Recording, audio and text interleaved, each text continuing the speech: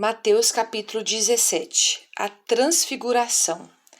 6 dias depois, Jesus tomou consigo Pedro, Tiago e João, irmão de Tiago, e os levou, em particular, ao monte. Ali ele foi transfigurado diante deles. Sua face brilhou como o sol, e suas roupas se tornaram brancas como a luz. Naquele mesmo momento, apareceram diante deles Moisés e Elias, conversando com Jesus. Então Pedro disse a Jesus: Senhor, é bom estarmos aqui. Se quiseres, farei 3 tendas, uma para ti, uma para Moisés e outra para Elias. Enquanto ele ainda estava falando, uma nuvem resplandecente os envolveu, e dela saiu uma voz que dizia: Este é o meu filho amado, de quem me agrado, ouçam-no. Ouvindo isso, os discípulos prostraram-se com o rosto em terra e ficaram aterrorizados. Mas Jesus se aproximou, tocou neles e disse: Levantem-se, não tenham medo. E erguendo eles os olhos, não viram mais ninguém, a não ser Jesus. Enquanto desciam do monte, Jesus lhes ordenou: Não contem a ninguém o que vocês viram, até que o Filho do Homem tenha sido ressuscitado dos mortos. Os discípulos lhe perguntaram: Então, por que os mestres da lei dizem que é necessário que Elias venha primeiro? Jesus respondeu: De fato, Elias vem e restaurará todas as coisas. Mas eu digo a vocês, Elias já veio, e eles não o reconheceram, mas fizeram com ele o que quiseram. Da mesma forma, o Filho do Homem será maltratado por eles. Então, os discípulos entenderam que era de João Batista que ele tinha falado. Versículo 14. A cura de um menino endemoniado. Quando chegaram onde estava a multidão, um homem aproximou-se de Jesus, ajoelhou-se diante dele e disse: Senhor, tem misericórdia do meu filho. Ele tem ataques e está sofrendo muito. Muitas vezes cai no fogo ou na água. Eu o trouxe aos teus discípulos, mas eles não puderam curá-lo. Respondeu Jesus: Ó geração incrédula e perversa, até quando estarei com vocês? Até quando terei de suportá-los?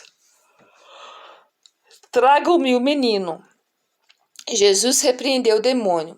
Este saiu do menino que, daquele momento em diante, ficou curado. Então, os discípulos aproximaram-se de Jesus em particular e perguntaram: Por que não conseguimos expulsá-lo?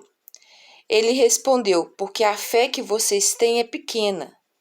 Eu asseguro que, se vocês tiverem fé do tamanho de um grão de mostarda, poderão dizer a este monte: Vão daqui para lá, e ele irá.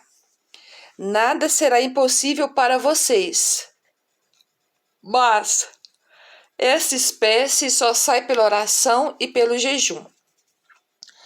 Reunindo-se eles na Galileia, Jesus lhes disse: O Filho do Homem será entregue nas mãos dos homens. Eles o matarão, e no 3º dia ele ressuscitará. E os discípulos ficaram cheios de tristeza. O imposto do templo, versículo 24. Quando Jesus e seus discípulos chegaram a Cafarnaum, os coletores do imposto de 2 dracmas vieram a Pedro e perguntaram: O mestre de vocês não paga o imposto do templo? Sim, paga, respondeu ele. Quando Pedro entrou na casa, Jesus foi o primeiro a falar, perguntando-lhe: O que você acha, Simão? De quem os reis da terra cobram tributos e impostos de seus próprios filhos ou dos outros? Dos outros, respondeu Pedro. Disse-lhe Jesus: Então os filhos estão isentos. Mas para não escandalizá-los, vão ao mar e jogue o anzol. Tire o primeiro peixe que você pegar, abra-lhe a boca e você encontrará uma moeda de 4 dracmas. Pegue-a e entregue-a a eles, para pagar o meu imposto e o seu. Capítulo 18. O maior no reino dos céus.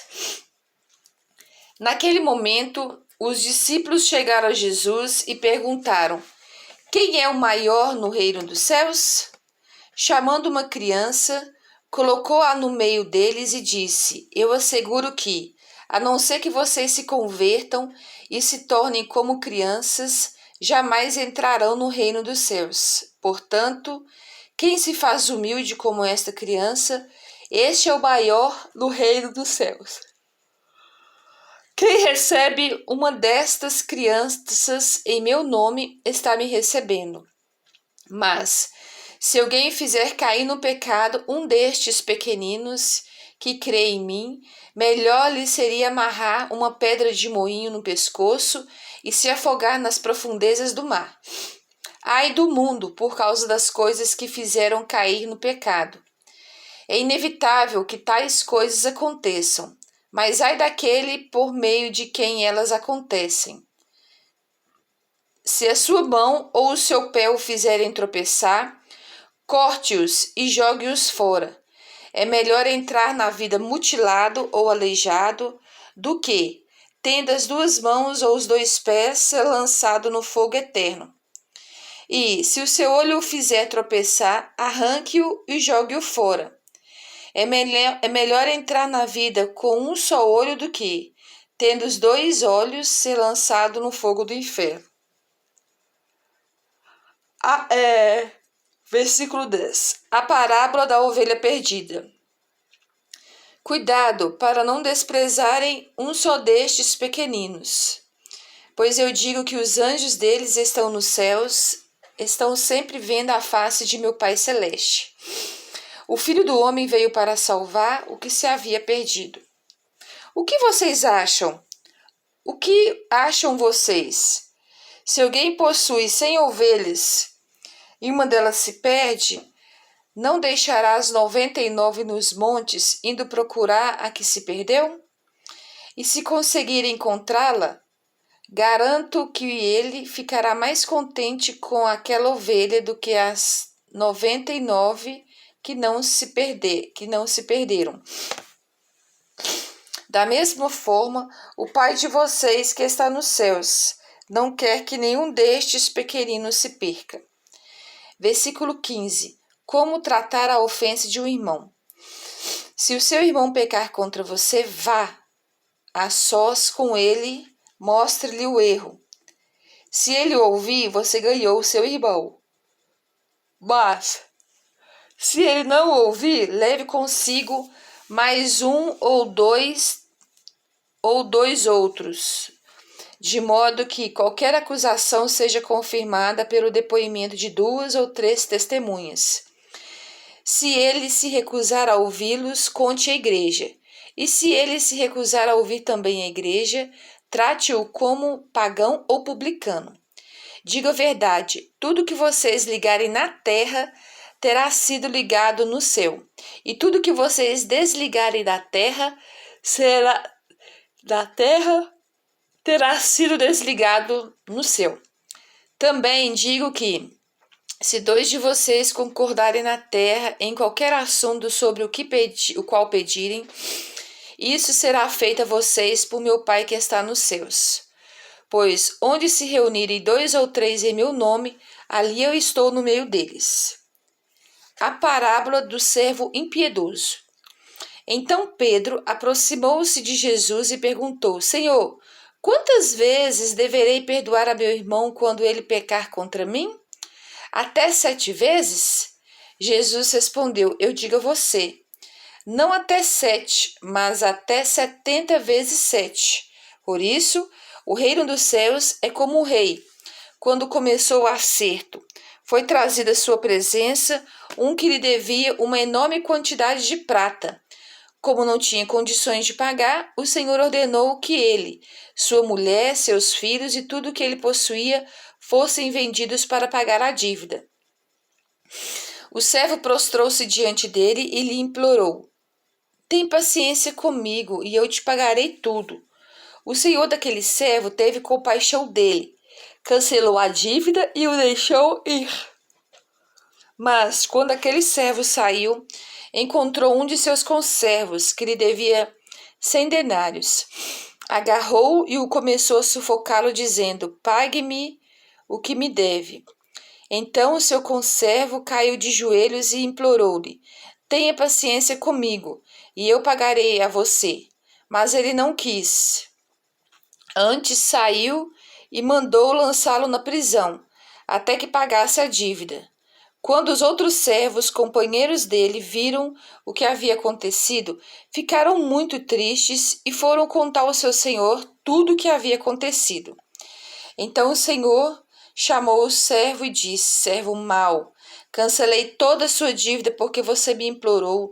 Você não devia ter tido misericórdia do seu conservo como eu tive de você? Irado, seu servo entregou-o aos torturadores até que pagasse tudo o que devia. Assim fará meu Pai Celestial a vocês, a cada um de vocês, não perdoar de coração a seu irmão. Glória a Deus.